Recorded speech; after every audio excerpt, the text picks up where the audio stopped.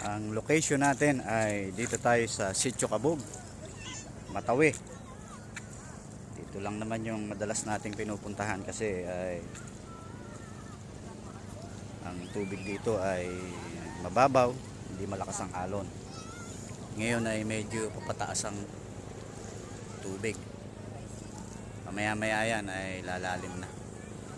Dito sa aming pwesto, yung mapapansin, no, lakas na ng agos. Ano, mamaya-maya ito ay malalim na. Pwede nang maligo dito. Ayan, no, malalim na. Yung mapapansin, ayan ang current ng tubig. Ayan, papasok na, papataas na ang tubig sa ating pwesto. Ayan, no, maagos na siya. Lalalim na at pamaya-maya ay time na para mag-swimming.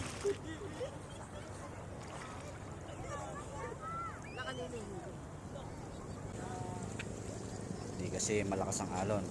Kung makikita ninyo ay merong mga batuhan yan. Yan ang breaker ng alon. Yan. Kaya hindi lumalakas ang alon dito sa lugar na ito. Sitio Cabog, Matawi, OKU Resort. Ang katabing resort niyan ay Kapitang Cesar. Ayan, dito yan sa Sitio Cabog. Ayan. Ito ang view ngayon, no? Sa dagat na ito kapag kamaga. Maraming naglalakad-lakad para mag-usyoso sa mga batuhan. Merong maliliit na isda.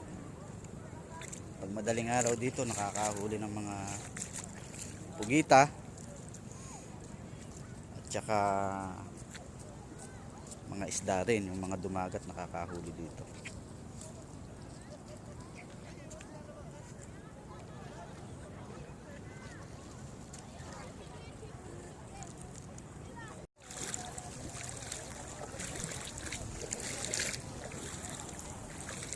Opya,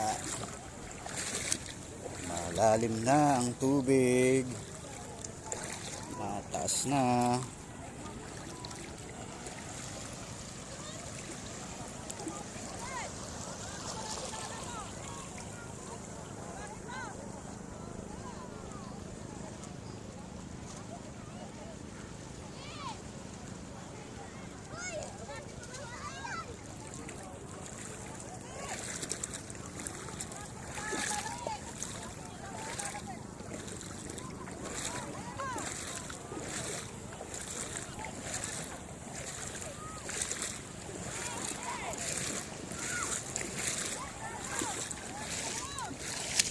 Linaw, oh.